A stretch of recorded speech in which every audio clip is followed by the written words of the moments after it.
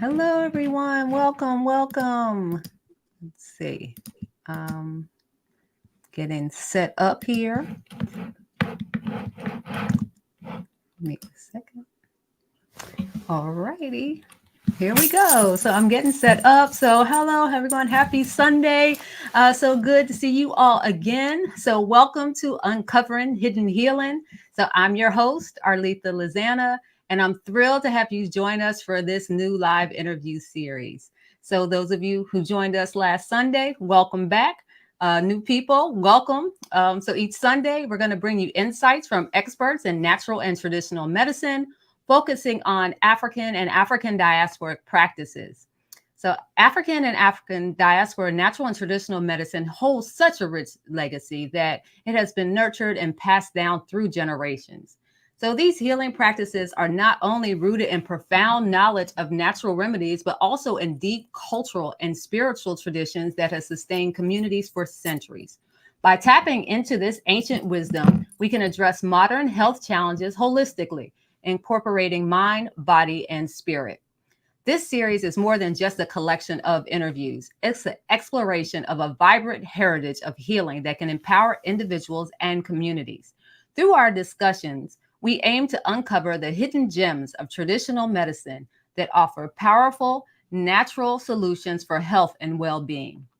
This series is in support of the African and African Diaspora Natural and Traditional Medicine Certificate Program, a collaborative effort between Sable Women Incorporated, Morehouse School of Medicine, and Prometra International. So grab your notepad and get ready to learn and ask questions. And let's go ahead and dive in today. So today we have the honor of speaking with Dr. Omavi Bailey. His experience and training span from initiations in sacred temples to studying at the feet of African traditional healers and spiritual leaders. However, his formal training as a somnologist, if I said that right, epidemiologist, and medical doctor has allowed him to bridge his traditional knowledge with his Western training to serve patients through his clinical practice. Dr. Bailey currently holds board certifications from the American Board of Family Practice and the American Academy of Sleep Medicine and the Board of Obesity Medicine. His depth of knowledge and enthusiasm about natural and novel treatments for chronic and incurable diseases influences his innovative natural therapies as an intervention to treat and prevent chronic illnesses and restore bio-psycho-spiritual harmony with his patients. So welcome, Omavi. It's such a pleasure to talk to you today. So today's topic is healing through sleep. It's an area that holds such great significance in natural and traditional practices. So let's get started by having Dr. Bailey tell us a little bit about your background and how you became a healer. Like, what drew you to the study of natural and traditional medicine? First of all, thank you, Dr. Lizana. I appreciate this opportunity to be able to be a part of this platform. Um, so I don't call myself a healer. I mean, I'm gonna tell you one lesson. I remember this experience. I was working with someone I consider to be a healer, and I thought we did some great work. And he asked me one day, "How did you do? How do you feel like you did?" I said, "Well, I think I did good." He said, "The soap can't wash itself, you know." So at the end of the day, I've been blessed to be able to participate in the healing process of multiple people and patients that have come my way, but to be a part of a community of wise men and women. I'm fortunate to have ancestors who've made significant sacrifices for me to be able to be in this position. I'm fortunate to be able to have sat at the feet of amazing, humble, powerful men and women in Africa who share with me many things. And so at this point, I'm also just lucky to be here and blessed to be able to communicate some of my experiences and my thoughts to your community and those who are watching. So, you already gave a pretty in-depth introduction, I guess, of my past experiences. Um, and, I can tell you a little bit about myself. I'm a father, have 5 children. I'm married to an amazing woman from Senegal, West Africa, whose roots are in Benin and Mali. and we spend a lot of time in Africa. I have a practice, a sleep medicine practice. It's integrative sleep medicine, and we have a telehealth platform that spans all 50 states. More importantly, though, I am the president of Prometra USA, and Prometra stands for the promotion of medicines and traditions from Africa. And I think what's really important is understanding what's happening today. I mean, if we're talking about healing, there's no more important time than now. I mean, there's so much trauma. There's so much that needs to be healed, and it's more trauma faster than we can heal it. It's really, really a challenge. And so I do think there are a lot of people of all backgrounds and ethnicities around the world who are looking for solutions to problems that are right at their front door. It may be in their home, in their community, in their business or their practice. And let's see how we can discuss ways of healing.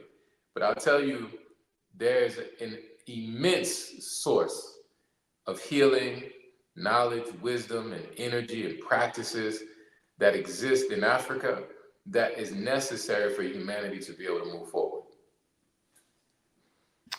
Yes, I agree. Thank you so much, Dr. Bailey. So I'm just going to ask a few questions and then kind of give you time to expand on what you do. So how would you define natural and traditional medicine in the context of our practices? Like, what is it for you?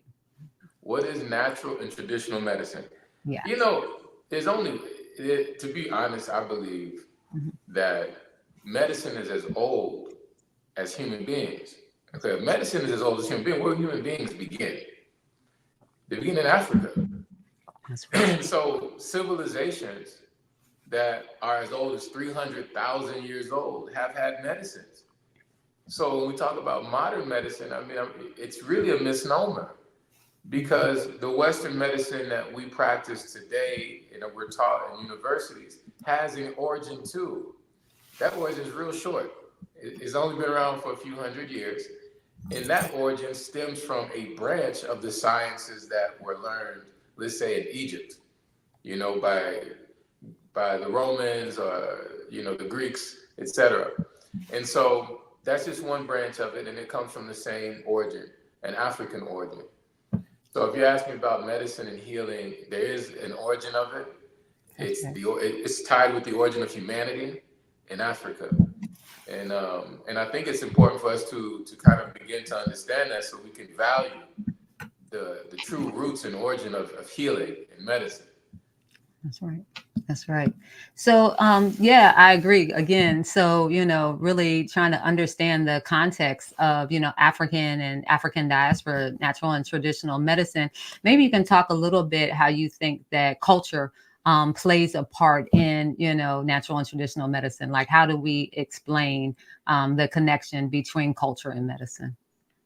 I appreciate that question, Arletha, because I've had an opportunity to live in Cuba, to travel in the African diaspora. I mean, if you hear my story, my grandmother is 95 years old.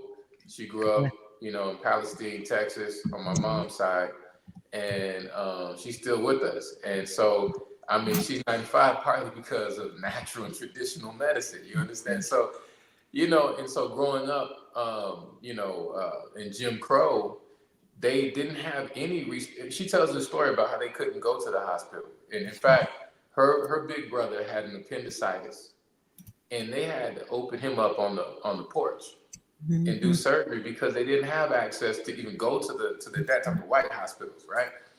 So we've had to always rely on our traditional knowledge, our connection with nature. I don't think there is an ethnicity or culture that defines it. I think it's just the medium by which we experience it. I wouldn't necessarily say African diaspora medicine. I say it's been our relationship with nature from the beginning, and we figure it out wherever we are.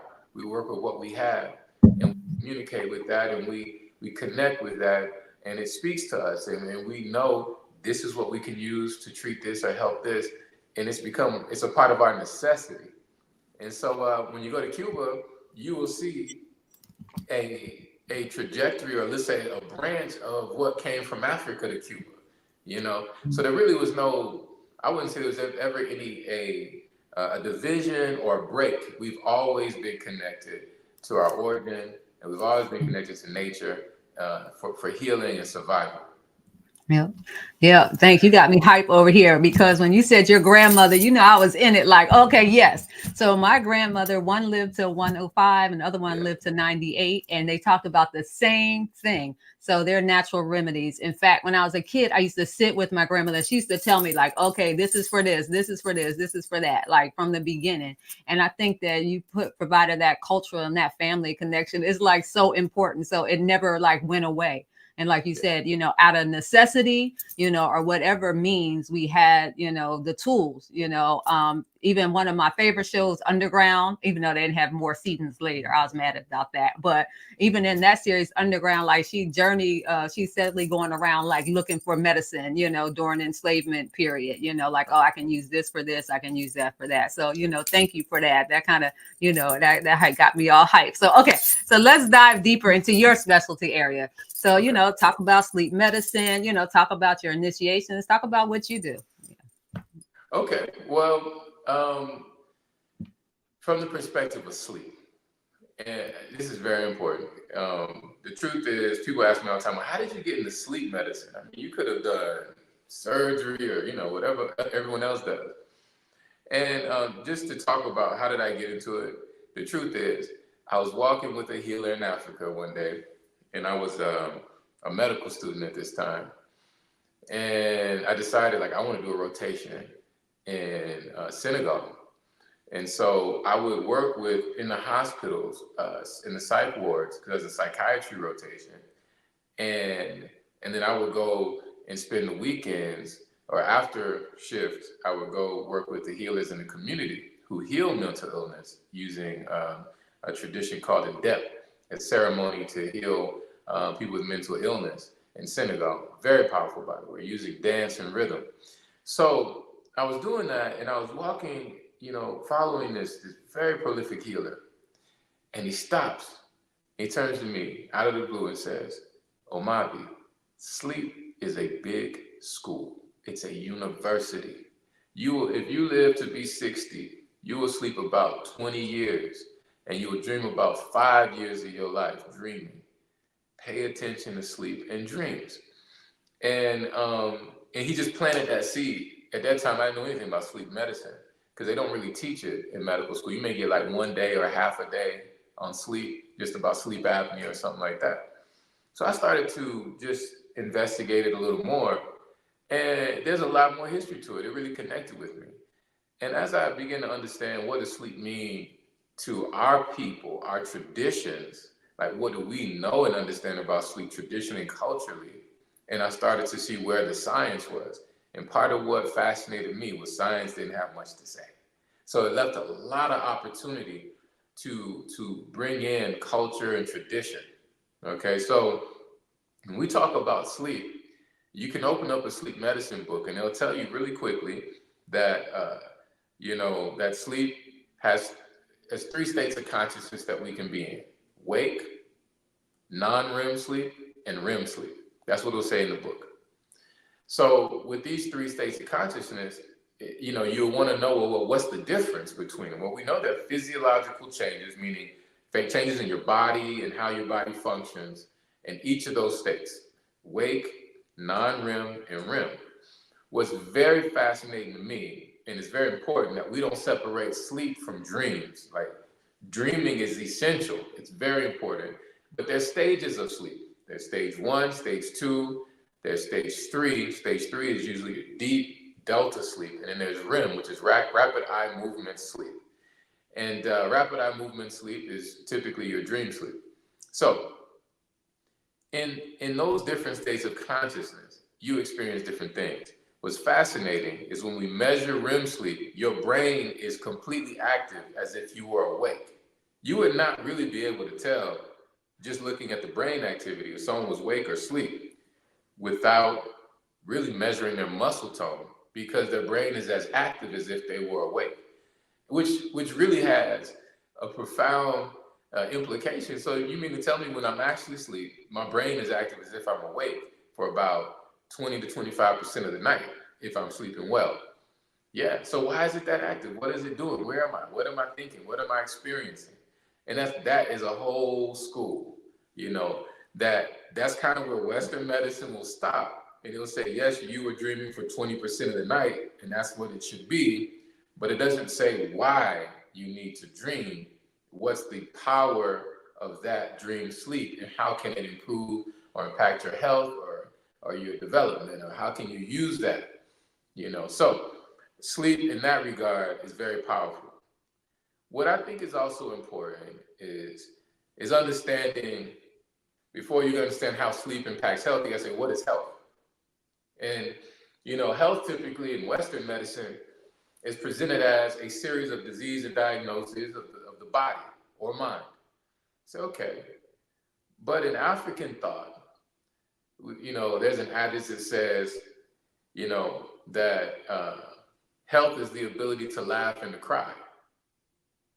It's okay. You think, what does that mean? Laugh and cry. You need balance. So health is balance. Health is not the absence of disease, but it's balance, right? So if you think about, what is health, and you ask, well, then what is life? If I'm trying to, heal or improve my life, and improve my health, life is energy, because you can live without food for weeks. You can live without water for days. Without oxygen, you can live for a few minutes without oxygen. But how long can you live without energy?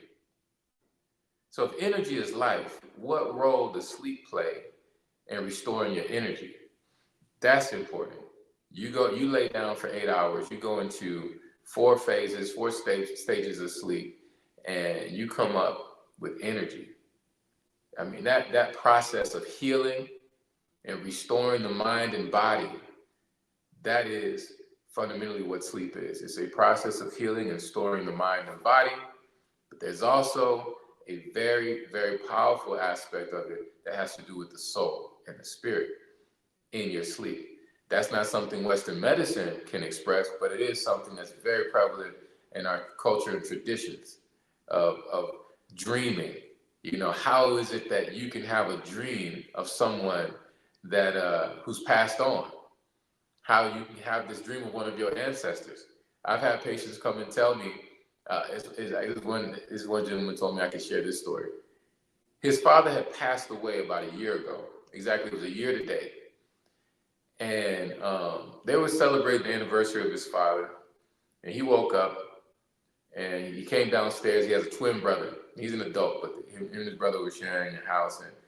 And he came downstairs to cook some breakfast. He saw his brother there.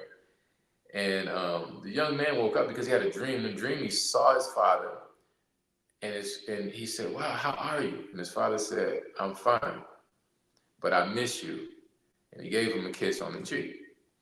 So he came downstairs and he asked his twin brother if he had a dream or anything last night. He went, no, not really. But you know what? I did have the strangest dream. I saw Dad and I asked him, how was it? And he said, I'm fine, but he misses me. And he gave me a kiss on the cheek. So they have another older brother that was out of town. He was in Las Vegas.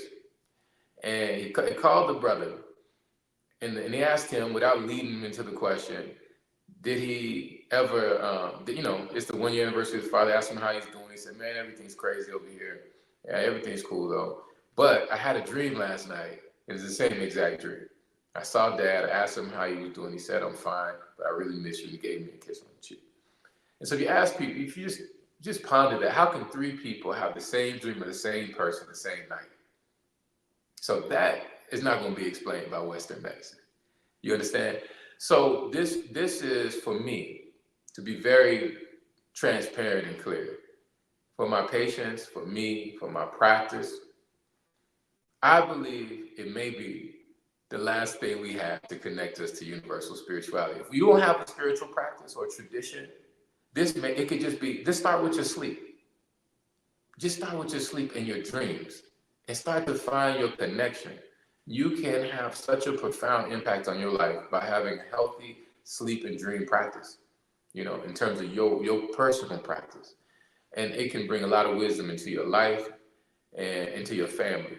So in general, that's just an aspect of my perspective on sleep and healing. When you integrate the Western knowledge of what we know, but the knowing we have from our traditions. You muted, Arletha. I can't hear you. Oh wow! Like I said, I was like, wow, I was just mesmerized. My brain is like, poof. Like this is awesome and so much great information. I mean, Omavi, you just kind of broke it down, just really like understanding the importance of sleep. So not only in a medical, from a medical standpoint, but also from a spiritual standpoint, it's just very profound. And now my question, you kind of answered some of it, but maybe you can expound. I wanted to know if you can share any success stories or other case studies where traditional medicine has had an impact, on your, on individuals or communities or, just, any other stories or case studies and things like that. Yeah, case study. So there's a lot. There's a lot, Mhm, and it's it's hard to just think about one. But mhm, what I can tell you is the healing that we can experience. Like there in my clinical practice, yes, there are big breakthroughs that happen on a daily basis. Yes, mhm, and it's not that we treat sleep disorders. Yes, we treat sleep disorders, but the truth is that sleep itself is healing. Okay, mhm. That's and right. I will share a few. I can share a few of those stories, but I think what's more valuable is the powerful healing process that I've witnessed in Africa. I cannot understate this. I mean, you really would almost have to be there to appreciate it. And if you can be there, you should. What I mean by that is, let's take for example, there's different forms of healing in Africa. Many is different forms. Plant medicine.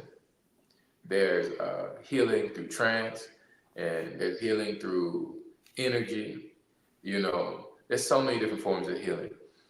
However, I think the bigger question is, what is the role in healing for humanity, and what role should Africa be playing and can play in that regard?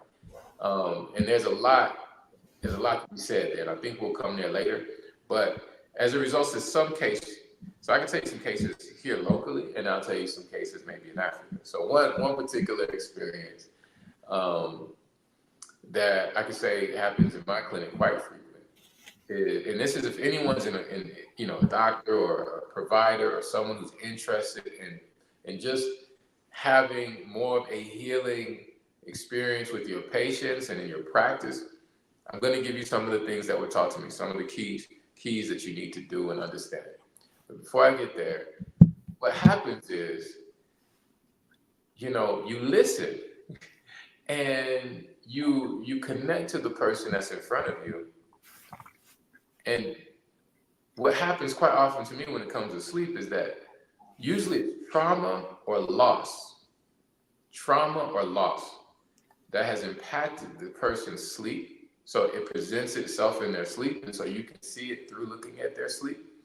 You can see some of that in their actual sleep studies when you're looking at the EEGs and when you're reading the study, you can see the fragmentation in their sleep. You can see evidence of trauma.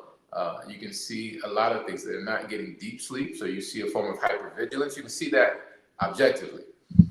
However, when you're with the patient and they're saying, "Yeah, I don't sleep much," and you really have to be patient enough to listen, and you will hear what they're not saying, and you may hear or feel that there's been a loss, that there's some pain, or there's been some trauma. So a lot of what I end up seeing is that someone lost somebody they loved. I mean, just imagine there's a woman who lost her husband who she was married to for 50 years. She slept next to.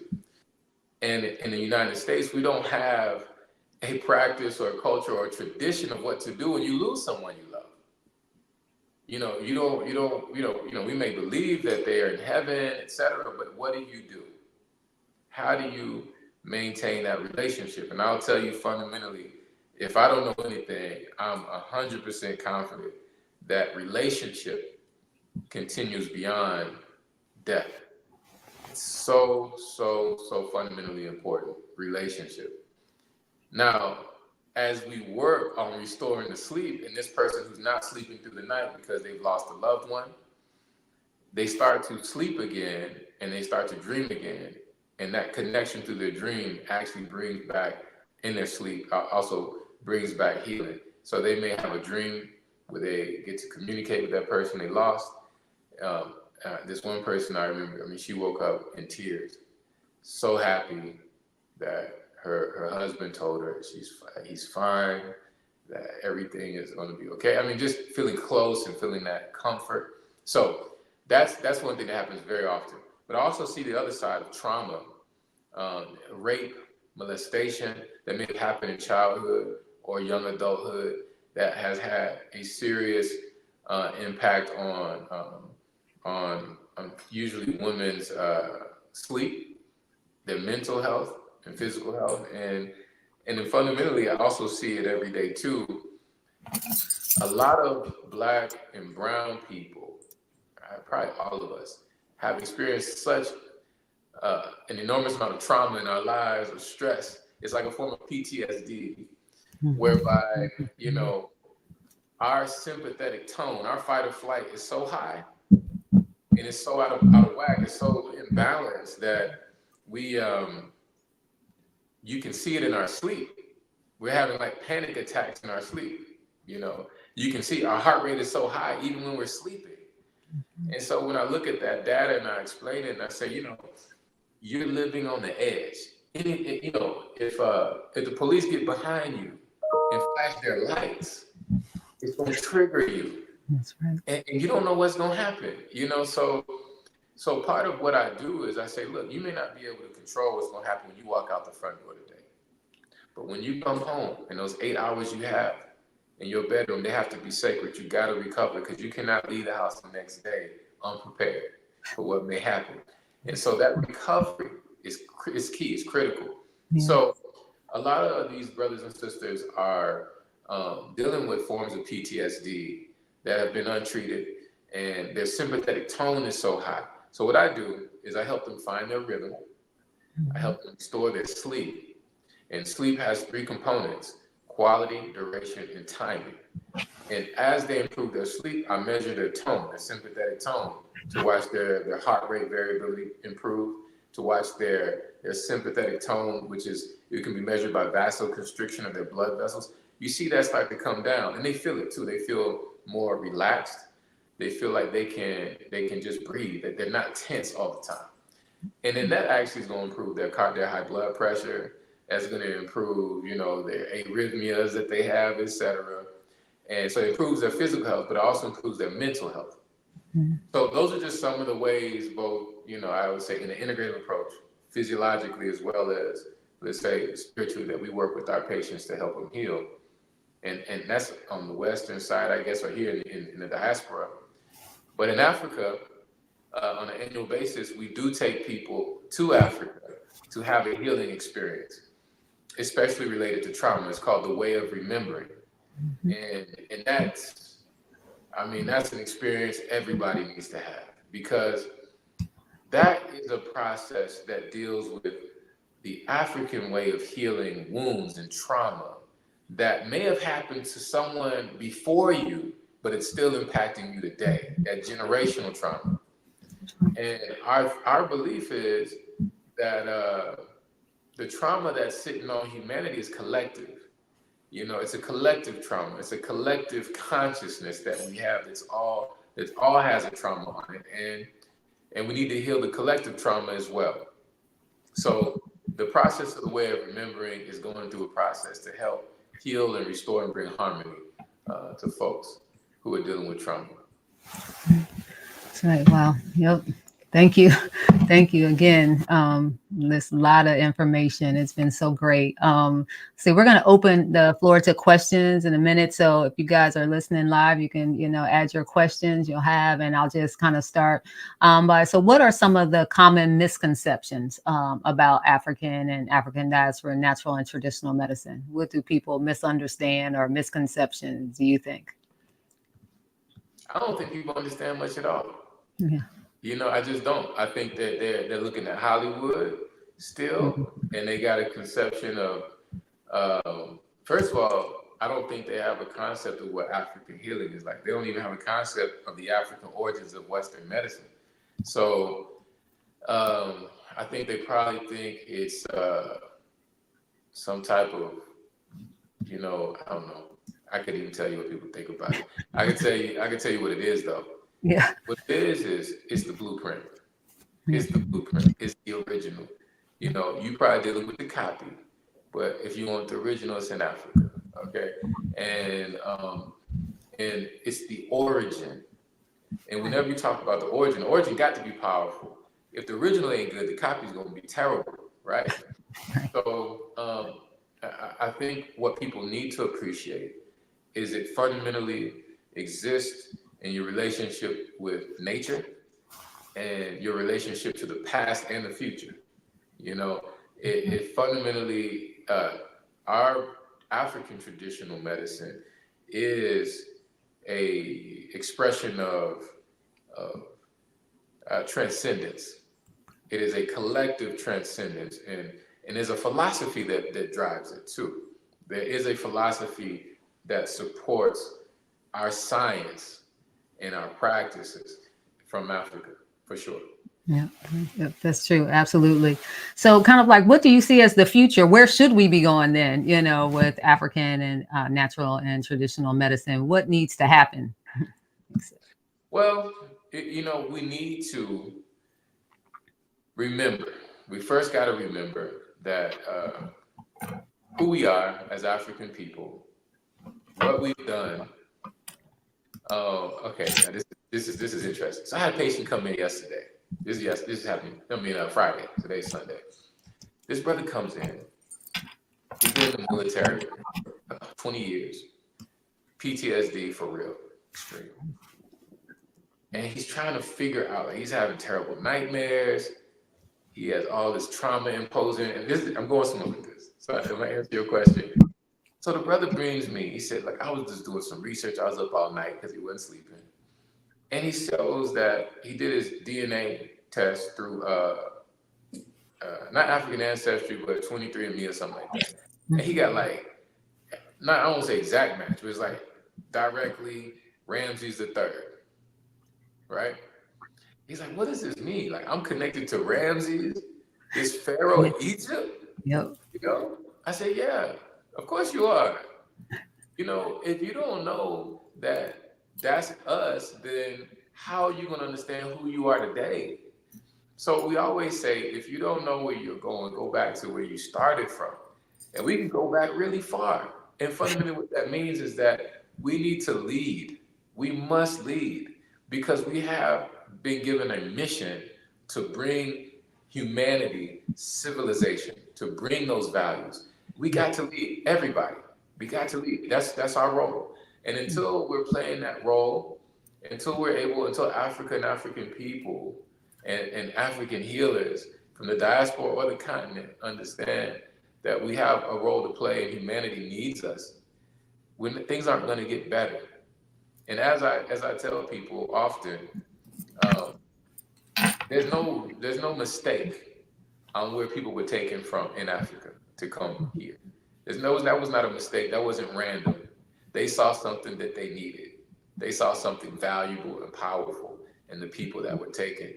And that's exactly why let's say the most powerful countries on earth today are the ones who took the most people. Mhm. Okay? And not just any people, powerful people. That's All right. right. Mhm. That to me speaks to the fact that we are the ones that are going to have to play a leading role in healing humanity. That's just who we are. That's what we have to do. That's right. That's right. Okay. Thank you. Let's see. We do have a question from Olama Ola. How can herbal medicine assist in dreaming, and can it improve astral projection? Yeah, it's yes is the answer, but it's not just herbal medicine. It's not like, yeah, in my experience, I would say it's not just taking an herb that will allow you to have deeper dreams. But let's say let's start with the basics. You know, before even thinking like what herbs do we need to take, how do you sleep well? Like, what are the keys to getting good sleep? Okay, so first and foremost, we have to acknowledge that we live in an artificial environment, and sleep is very much driven by environment. So you have your circadian rhythm, which is based on light, and that light is based on the rotation of the earth and the revolution of the earth around the sun. So you need to be in rhythm, number one. You need to have your rhythm, your biological rhythm. You need to be in harmony and sync with nature. So if you can't live in a natural environment, create a natural environment inside your artificial environment. That's what you try to pattern your current environment after nature. So that means the temperature needs to be dropping at night. Your core body temperature needs to be falling in order to consolidate sleep. Okay. Secondly, you need to have an absence of light, right? Because at night it's dark, and that darkness is what allows your melatonin to rise. The absence of light, right? And you need to, and so we have all this blue light and phones and all this stuff at night. And even if you think it's not impacting your sleep, it is, because it goes through your eyes, even if your eyes are closed. This is just skin. The light can go through the skin and block your sleep. So, so you got to really have darkness. So you're basically imitating nature, and it needs to be quiet and peaceful. Beyond that, I would say there are some sounds that you can use. That we've identified some rhythms, some tones that help you extend your deep sleep. Okay, and it's a practice. As you practice dreaming, as you practice creating your sleep ritual and your routine, you'll get better. And you have to eliminate any sleep disorders you may have that may be disrupting your sleep. So a lot of people with sleep apnea and insomnia don't get enough dream sleep. The way sleep is structured, the first half of the night is usually, stage one, two, and three. So you get your deep sleep in the first half of the night. It's the second half and really the last third of the night when you get most of your dreaming. And that's going to be usually between 4 and 6 a.m., which is a very important time for people who understand tradition. So I would start there, the keys just to having a good sleep practice. Now, going beyond that and looking at herbs, yes, there are herbs that can enhance your ability to have vivid dreams. Yes. Yeah, I'll stop there. I mean, I could go on and on with that. Yeah. Oh my goodness. So that's good stuff. So first of all, put the phone away. I'm guilty of that. So I kind of move it out of the room or something. But I always like, oh, I need to, in case, what if someone call me in the night, right? I don't want them to, of course, with the emergency. So number one, move the phones, kind of connect with nature, kind of get in that rhythm. That's great advice. I did have a question though. So you mentioned between 4 and 6. So how can you expound a little bit on that? And then what happens if someone always wakes up at 4 a.m.? Because I know that there's the patterns. People may wake up at certain times of the night. So do you know what that Yeah. means if you So yeah, constantly work? Yeah. typically, it's very interesting you say that. So a lot of men struggle with sleep apnea, and sleep apnea is actually very common, and we need to talk about that to some degree Yeah. because Black men have more sleep apnea than anybody else, and Black men in Mississippi have even No. more. Yeah. So there was something called the Jackson Heart Health Study Yep. that showed something like 80% of the people that they tested randomly had sleep apnea in Jackson, Mississippi, untreated, never diagnosed. And so, that's part of the issue. Now, what does that mean? Well, we also see that the cardiovascular mortality rate in strokes as well is the highest in the South, in what we call the stroke belt or the black belt South. Right. So, and sleep apnea is playing a role in that. It's also affecting families.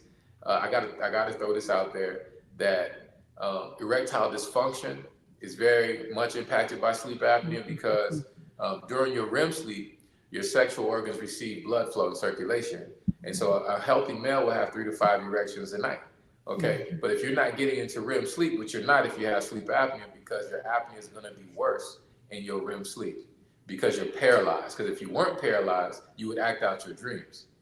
Okay, and so they're not getting that dream sleep. It's getting interrupted by sleep apnea. So you want to, remove that problem to improve your dream sleep. So 4 to 6, the last 30 a night, depending on, when you go to sleep, et cetera. It doesn't matter what your work shift is or whatever.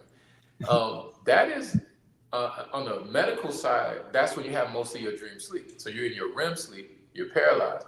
But that also can be when you're waking up and use the restroom. If you're waking up to use the restroom in the middle of the night, it's a sleep problem. It's probably sleep apnea. And it's because there's too much pressure around your heart when you're sleeping. People think it's their prostate or they drunk too much water. It probably isn't. It probably is your sleep apnea. So that's important to know. Beyond that, on the traditional side, there are a lot of ceremonies that happen, at that time, and around 4 to 5 in the morning, because, and certain days, and because that is a time that's very much sacred and it's very open spiritually. Okay, which is when we're having most of our dreams. It's very interesting. That's the time we actually have most of our dreams. But people who've done ritual, a lot of times you'll notice that it needs to be done, around 4 to 5 in the morning. Wow. Wow. Okay. So any other messages about, kind of sleep medicine or anything else you want to tell people? Yeah, of course I have a lot to say about sleep, but if I was going to give a message, I would say sleep is our natural time to heal. Like a lot of Black and brown people in America, um, we used to say, "I'll sleep when I die." We don't have time to rest. And what's unfortunate is that we have a situation where we're always having to be on guard. We always having to be, on guard. And you think if you're struggling at work or you're struggling in school, um, that doesn't just turn off when you walk into the door. You have to make an effort to make sure your home and your bedroom is not going to be impacted by what's going on outside. You have to keep that space sacred. It's hurting relationships and marriages. It's hurting families. And it's very important to set a culture inside your home for healthy sleep and dreams. So I think that's very important. I think as it relates to those who have experienced trauma, which of course there's a disproportionate amount of trauma in our. So I would say if we don't know what to do, start with just sleep.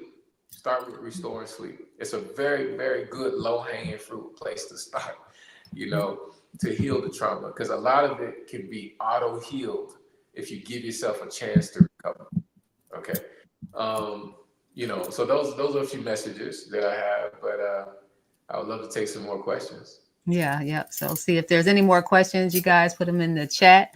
And I'll look and see if we have those. But I mean, I always like guarded my sleep. I was always like, like no, like don't bother me or whatever. So my husband used to laugh at me, but he doesn't laugh now. He's serious. He's like, oh, he gets it, because it's a serious thing. Because what I noticed when like I was younger is that when people would say you sleep all the time, like I was take a nap or something like that and sleep at night, like all through the night, but I noticed that I would feel so much better in the morning. So even if say I had like some cold symptoms or something and I was able to sleep, I would feel better in the Yeah. morning. So I learned that it was super regenerative early on, and that to guard it, so I would say it's definitely important to kind of like guard your sleep. So people are asking, we are going to answer that. So we do have a question. How does one become one of your patients? So you can answer that now, but I was going to ask that at the end. Yeah. So you can go on the sleepmd.com. thesleepmd.com is the website where you can schedule an appointment.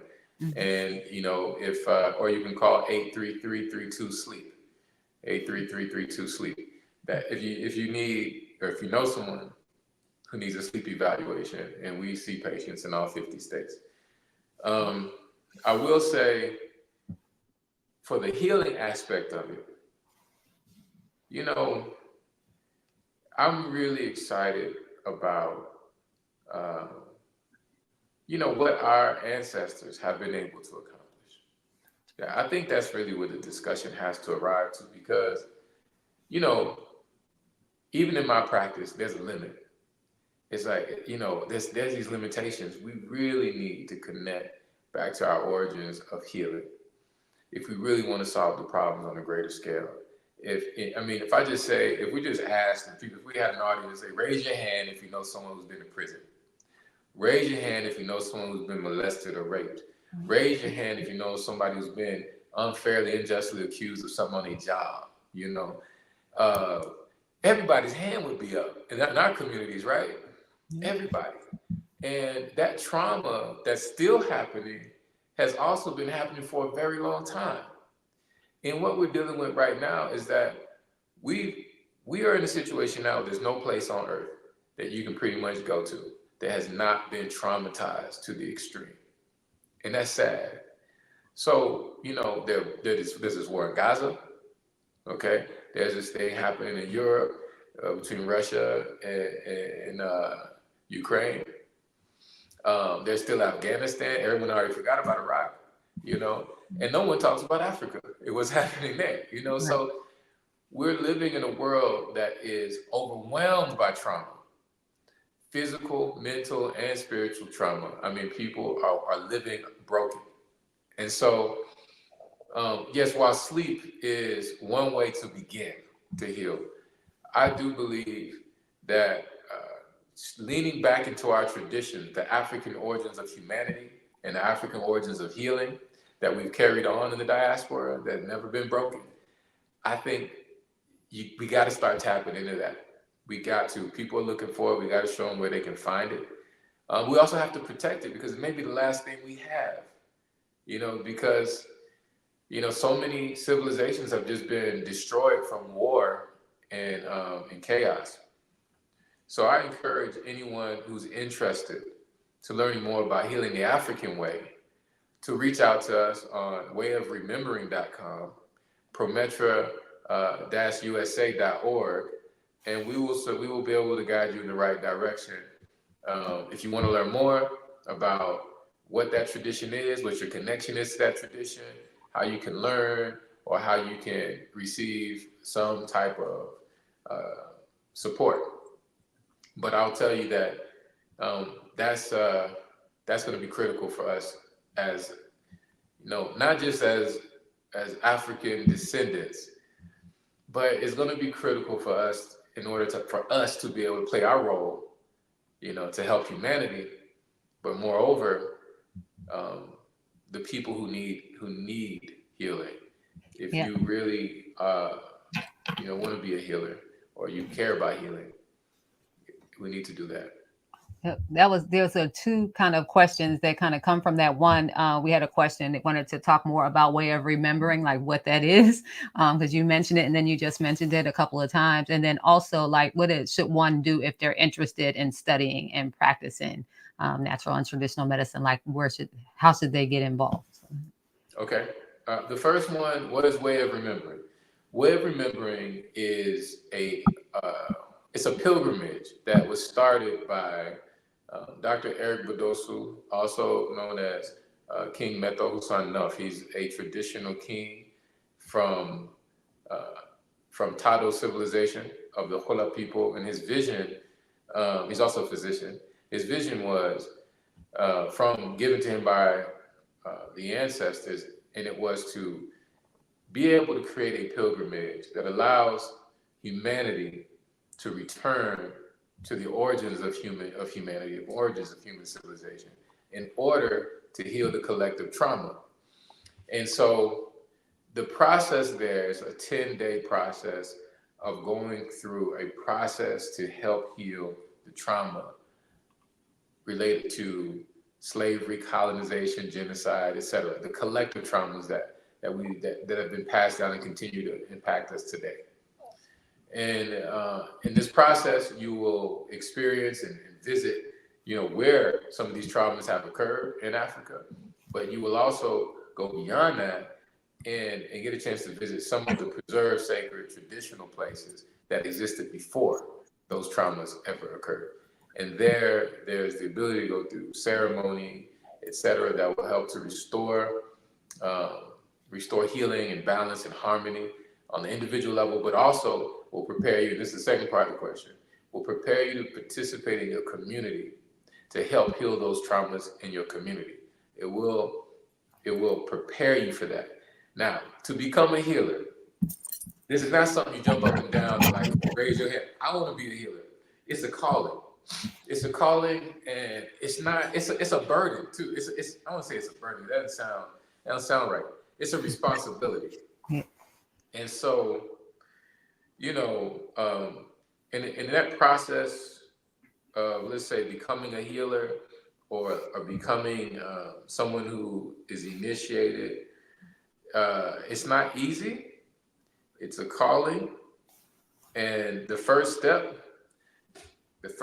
is to just be open and be ready to sacrifice. All right, and the first thing to sacrifice is everything. It like to bake the. This is what we say traditionally. The first step is to forget yourself, and to learn to die. You say, die. I have to die. Yeah, you have to die. You have to. You, selfish you, individual you, has to die. You have to be open and available to serve and be connected to everything that's around you, not just your family or your community, but human beings and beyond human beings, connected to nature. It's in that process that you begin, and that's the first step. And so, but it's if you even if you don't say, okay, being a healer is one thing, but say you're already a practitioner, how can you be a better doctor, nurse, a better mother, a better business, whatever you do? You can do the same thing. Listen, forget yourself, be available, be open. You know, some of those principles are very important. And I mean, how many of y'all been to the doctor and it's like they walk, yeah, it looks like you got diabetes, usually take your medication, and they don't even look up from the computer. They don't even know you. They don't know who you are, where you come from.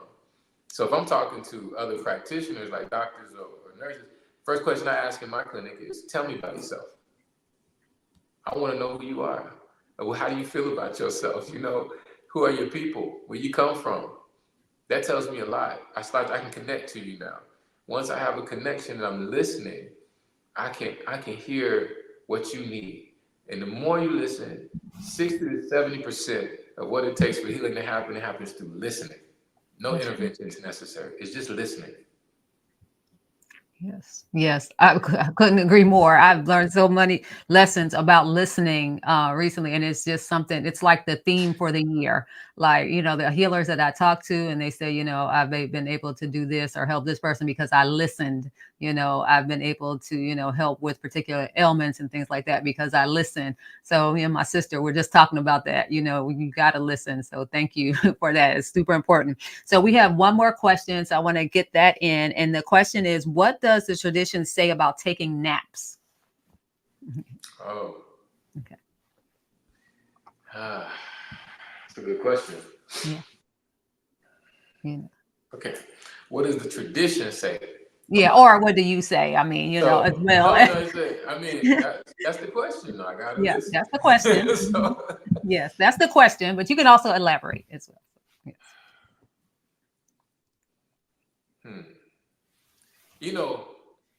A lot of healers I know take naps. A lot of healers. Let me tell you. I'm gonna tell you what I've seen. It's not like healers sit around and talk about taking naps. You know what I mean? So That's probably not what it is. But there's probably cultural, traditional practices that incorporate that. All right. So if we're gonna go to that level, what is the spiritual process of sleeping? What's happening on the spiritual level or with your soul? And so, I would say highly initiated, highly developed, spiritual leaders or healers, or priests. When they master their soul to be able to project, and one of the times to do that is when you're sleeping. Okay, so it's not uncommon to see someone have a mat. They lay their mat down, and to you they look like they're sleeping. But in Africa, we always say, do not confuse what you see for what it represents, you know? So, um, so yes, it's not like a strange thing to see wise people under a tree with a mat, and they look like they sleeping, but they may be actually doing much more than that. Now, there's what's more important, I think, is timing. Timing. If you were seeing this, you want to ask yourself, what time is it happening? What day is it happening? What time of year is this happening? There's certain things that happen on certain days. Okay, certain times, certain days, etc. And then, if I was to add some of the evidence that we have in Western science to the science that we have in the traditional aspect, and that's why I love you can apply it because it's objective. Your circadian rhythm is not like up down. It's a rhythm. It's a cycle, first of all, and it's in sync with nature because we talked about light. As you know, days are longer in the summer, shorter in the winter, etc. That's why we have more depression and what we call seasonal affective disorder in the winter times, especially the further you are from the equator. So we can get into that because of who we are and how we evolved close to the equator. Now, if you move us away from the equator and then you put us in brick buildings and project homes, you're gonna know why people have problems and mental health issues because they're not evolved in that environment. They don't get enough sunlight. So I'm gonna drop that in there. But the circadian rhythm, it dips in the afternoon, and it is a good time to take a nap. So you have a peak where you really should be at your peak performance, at your first peak. You have a dip, and you have a second peak. Okay, and then you start to see your melatonin start to rise as the sun goes down, and you see you go into your dream state, your sleep state. So yes, physiologically it would support napping should be supported physiologically. But if you take a nap typically beyond you say 30 minutes, then you're going to start to steal from your nighttime sleep, which may cut how much dream sleep you're getting at night. Okay, so but the real, I guess, if you're talking about tradition and practice, the idea is how adept are you at getting into another state of consciousness? That's what we're really talking about. Yeah. And if we're talking about regular, everyday, ordinary people, is your trauma getting in the way of your healing, of you being able to transcend what's going on right here? And so that's really where the practice goes. As you become better at sleeping, you're basically getting better at transcendence. You're getting better at being able to say, yeah, today was terrible. This was traumatic today. But I ain't gonna stay up all night thinking about it. I'm gonna transcend it tonight. And I'm gonna wake up tomorrow. I'm gonna die tonight and wake up tomorrow reborn. And so that we talked about that death process. It's like sleep mimics that. The sun sets and the sun rises. And that's part of you've heard that, and even in prayers in Africa. So you go down, you go into a different state of consciousness, then you rise again. Where you should rise again, refresh and reborn. So to put it in that context, I think it's more about your ability to transcend into another state of consciousness. And the more you develop your ability to operate in that, then you are able to explore more. There's a whole other world to explore. But that's not something to play with. That's not something to play with. It's very serious when we talk about going to that level. That's something that requires initiation. However, there is a fundamental, regular, everyday balance that we need. That's right. That's right. Wow. So thank you. I mean, Dr. Bailey, this was so great, so thank you so much for sharing your knowledge and just the thoroughness, the deepness of everything that you said. It gives us so much to think about, and so much to do, especially starting with getting our phones away from us when we're trying to go to sleep. So how can people connect with you and, learn more about your work? So you talked a little bit about Sleep MD. So all of the ways. So which ways should they connect with you? Kind of shout all those out. Okay. First and foremost, Prometra USA. Prometra Prometra-usa.org is and prometra-usa.com is Mhm. also a website you can check out our work as it relates to the tradition Mhm. in Africa and here in the diaspora. We got some awesome work, and we really want you to support it. We want you to be proud of it. I mean, we are doing work that we believe will change the world, and we're very serious about everything I mentioned about how we, as African people, have a role to play in healing humanity. And if you feel that you want to be a part of something that's going to change the world or something that can help heal humanity, that's where you need to go. Reach out to us. Um, Prometra.org is our international organization, and you can see the work that's happening all over the world with Prometra and Prometra chapters all over the world, because we are the biggest organization globally of traditional African healers, and so you'll get to see all the different kind of vast perspectives of healing throughout Africa and the diaspora. As it relates to people who, if you have a sleep problem or someone you know has a sleep problem, we have an integrative sleep medicine practice. I'm sitting in one of the offices right here, right now. This particular office is called Biorhythms, and Biorhythms is a level up from the Sleep MD. The Sleep MD is a telehealth practice because we know we don't have access. Our people don't have access to care, so we created a platform to connect via telemedicine to get immediate access to care, and we have providers that will take care of you as well. Now, the next level from the Sleep MD is Biorhythms, and Biorhythms is integrative sleep medicine that works with your circadian rhythm to create a program for you to help heal through sleep. And we incorporate that. Of course, it's connected to the Sleep MD, but it's a whole other level of services. And you can see some of that on biorhythms.com. Biorhythms.com, you'll see some of it. It talks about weight loss through sleep. It talks about cardiovascular health, mental health, women's health. I could go on pediatric sleep.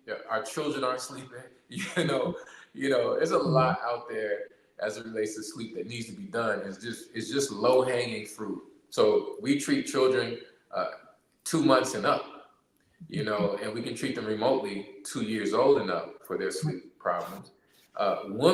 Pregnant women in sleep, critical. Most women sleep changes at pregnancy and it just never comes back. And then, our elders who are having multiple chronic conditions, sleep is something that they definitely need to evaluate. And marriages and sleep, crucial. Okay, Yes. it's impacting a lot of marriages. If you don't wake up well, you start your day wrong, and that look and that first interaction of the day can set the tone.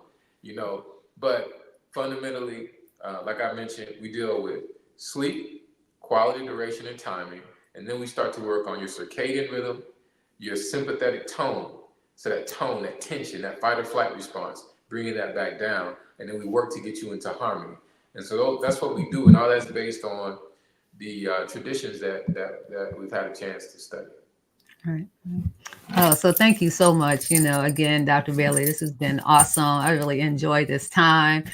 So just a few closing bits of information. I'd like to remind our audience about the African and African Diaspora Natural and Traditional Medicine Certificate Program. The next cohort starts in January with payments due in December. We do offer payment plans to make it more accessible for everyone.